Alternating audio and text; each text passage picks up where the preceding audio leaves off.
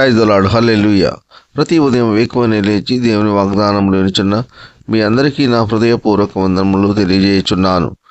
ఈరోజు దేవుని వాగ్దానము పరిశుద్ధ గ్రంథము నుండి కీర్తన గ్రంథము 75వ అధ్యాయము 7వ వచనం. దేవుడే తీర్పు తీర్చువాడు, ఆయన ఒకని తగ్గించును ఒకని హెచ్చించును. ఆమేన్, హల్లెలూయా. ఆసాపు గారు వాక్యం ద్వారా మనకు ఈ విధముగా తెలియజేయుచున్నారు. మరి నిజంగా ప్రియ సహోదర సహోదరి, దేవుని తీర్పు స్థిరమైనది, ఘనమైనది, బలమైనది, న్యాయమైనది, ఉన్నతమైనది. దేవుని తీర్పుకు తల వంచుదామా? నాకెందుకు ఇలా జరిగింది, నాకెందుకు ఇన్ని ఇబ్బందులు అని కృంగిపోతున్న సహోదర సహోదరి, దేవుని తీర్పుకు లోబడి ఉండటం వలన దేవుడు మన పట్ల అనేకమైన అద్భుత కార్యములు జరిగించగలరు, ఆశ్చర్య కార్యములు జరిగించగలరు. మనము ఎన్నడూ ఊహించనివి మన ఎడల జరిగించగలరు. ఎప్పుడంటే దేవుని తీర్పును మనము అంగీకరించినప్పుడు. ప్రియ సహోదర సహోదరి, ఆయన ఒకరిని తగ్గించును ఒకరిని హెచ్చించును. ఇది దేవుని యొక్క ప్రణాళిక, ఆయన యొక్క నిర్ణయము. మనము అనుకుంటాము, నా తెలివి వలన ఈ ఉద్యోగం నాకు వచ్చింది, నా తెలివి వలన ఇంత సంపాదన నేను సంపాదిస్తున్నాను అని అనుకుంటాము. కానీ దేవుని వాక్యము తెలియజేస్తుంది, ఒకరిని తగ్గింపు స్థితిలో ఉంచాలన్నా మరి ఒకరిని ఉన్నత స్థితిలో ఉంచాలన్నా దేవుని నిర్ణయం.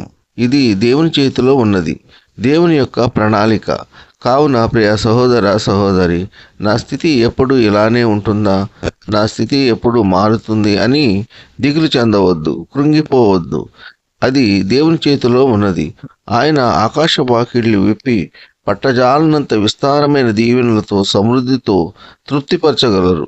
ఏ సమయంలో మనకు ఏది అవసరమో, మనము ఏ స్థితిలో ఉండాలో అది దేవునికి తెలుసు. మనం ఉన్న పరిస్థితులు దేవుడు కలిగజేసినవి, మనకున్న స్థితి దేవుడు ఇచ్చినది. సణుగుకోవద్దు.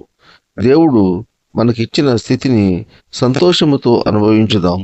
మనకున్న పరిస్థితిని బట్టి దేవుని ఎదుట సహించుకుందాం. ఆయన నిర్ణయాన్ని బట్టి తల వంచుదాం. తగిన సమయమందు ఆయన మన పరిస్థితులన్నిటినీ మార్చగల దేవుడు. మనము ఊహించిన వాటికన్నా అధికముగా దయచేసి తృప్తిపరచగలరు. ఈ కొద్ది మాటలు దేవుడు దీవించునుగాక. ఆమెన్. ప్రార్థన. కృపాసత్య సంపూర్ణ మీ ఘనమైన ఉన్నతమైన నామమునకు వేలాది వందనాలు స్తుతులు చెల్లించున్నాము యేసయ్య. మీరు గొప్ప దేవుడవు, శక్తివంతుడవు, సర్వాధికారి తండ్రి, మీకు స్తోత్రములు.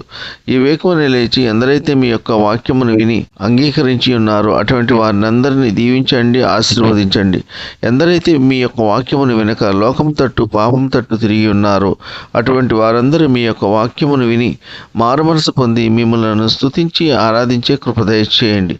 వాక్యం ద్వారా తెలియజేసిన విధముగా న్యాయంగా తీర్పు తీర్చువాడు దేవుడే అని, ఒకరిని తగ్గించువాడు ఒకరిని హెచ్చించువాడు ఆయనే అని వాక్యం ద్వారా తెలియజేసి ఉన్నందుకు మీకు స్తోత్రములు. ఉద్యోగం లేక ఎంతమంది బాధపడుతున్నారో తండ్రి, వారు చదువుకున్న చదువును బట్టి మీ చిత్తమైతే వారికి తగిన ఉద్యోగములు దయచేయండి. నూతనంగా ప్రారంభించిన వ్యాపారములను దీవించండి, ఆశీర్వదించండి. అభివృద్ధి చెందేలాగున మీ కృప ఉంచండి. కంపెనీలలో ఫ్యాక్టరీలలో పనిచేసే వారిని కాపాడండి. వారు చేస్తున్న పని అంతట్లో మీ కాపుదల దయచేయండి. దూతలను కావలించండి. బిల్డింగ్ పనులు చేస్తున్న పని వారిని కాపాడండి. వారు చేస్తున్న పని అంతట్లో మీ యొక్క కాపుదల దయచేయండి, క్షేమాన్ని దయచేయండి. ఉద్యోగస్తులను కాపాడండి. వారు చేస్తున్న పని అంతట్లో మీరు తోడుగా ఉండండి, రాకపోకల్లో కాపాడండి. వారు చేస్తున్న ఉద్యోగంలో ఎటువంటి ప్రాబ్లమ్స్ ఎదురవ్వకుండా మీరు తోడై ఉండండి. వారు చేస్తున్న పని అంతటిలో నమ్మకంగా యథార్థంగా పనిచేయలాగున మీ కృప ఉంచండి.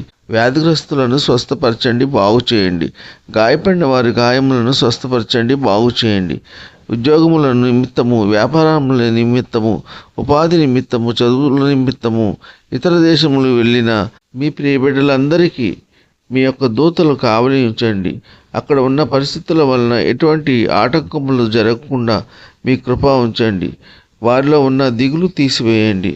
వారు చేస్తున్న పని అంతటిలో మీరు తోడై ఉండండి, క్షేమాన్ని దయచేయండి. ఈ కొద్ది మనవులు ప్రభువైన యేసుక్రీస్తు పేర వేడుకుంటున్నాము తండ్రి. ఆమెన్. విన్న వాక్యము దీవెనకరంగా ఉన్నట్లయితే లైక్ చేయండి, షేర్ చేయండి, సబ్స్క్రైబ్ చేసుకోండి. మీ సహోదరుడు Kola Daniel. God bless you.